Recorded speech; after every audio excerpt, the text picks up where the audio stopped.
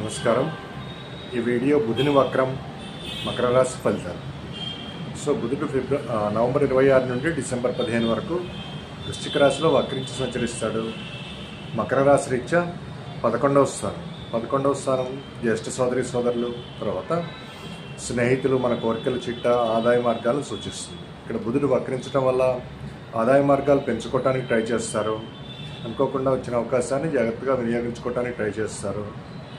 తండ్రి తరపు బంధువులతో సత్సంబంధాలు పెంచుకోవడానికి ట్రై చేస్తారు.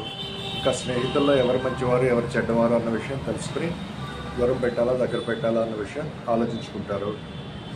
కోరికల అంటే మీ విషెస్ ఏవైతే ఉన్నాయో వాటిని తీర్చుకోవటానికి విశేషంగా కృషి చేస్తారు. పంచమ స్థానం మీద దృష్టి ఏర్పడుతుండటం వల్ల నిర్ణయాల్లో కొద్దిగా ఊగిసలాట ఏర్పడుతుంది. ఏది మంచిది, ఏది చెడ్డది తెలుసుకోవటానికి కొద్దిగా టైం పట్టే అవకాశం ఉంది.